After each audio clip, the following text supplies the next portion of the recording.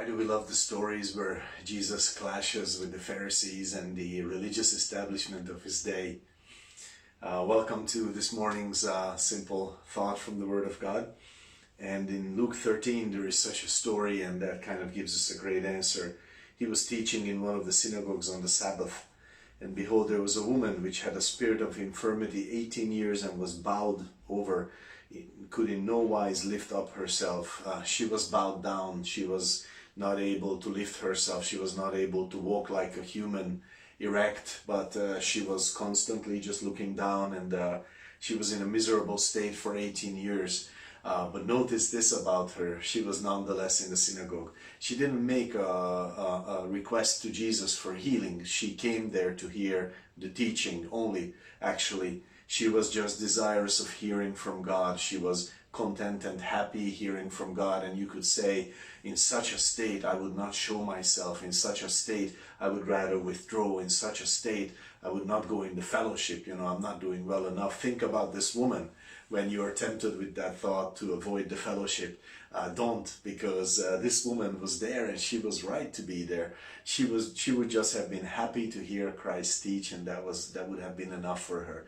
She did not ask Jesus to heal her, and Jesus is the one who calls her out and says, you are loosed from your infirmity. He laid his hands on her, and immediately she was straight, and she was made straight and glorified God. And that's beautiful. That is awesome.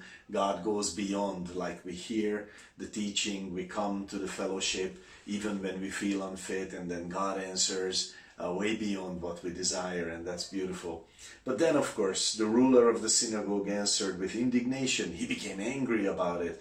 And listen, when someone speaks against the work of Christ, against the work of God, then don't be fooled. There can be like a good reasoning, like they bring up some law or some rule or some habit or some cultural thing or some custom or a tradition, anything. They bring up anything. Don't be fooled about it, because it says a few verses later in verse 17 that when Jesus answers this man, then all his adversaries were ashamed. They were not sticklers about, not just sticklers about the law. They hated Jesus. They were enemies of Jesus. When someone would stop the work of God for whatever reason, don't be fooled about it. It is an animosity to God. And that's why we love these stories in the Gospels where Jesus and these Pharisees and these rulers and the members of the great council of the Jews, they clash. Why do we love them? Because we see the grace of God, and then we see hatred towards the God of grace. And those two things clash, and for us it's beautiful to see that, because it's such a contrast. And in our souls we need that, and our hearts rejoice with it.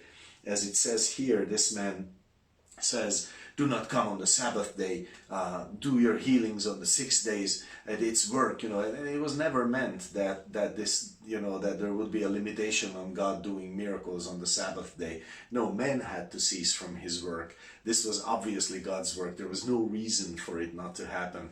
But this guy didn't dare to go against Jesus, so he went against the crowd because he believed that the people he could control better, and he was not so probably afraid of them, not so worried about what he might say.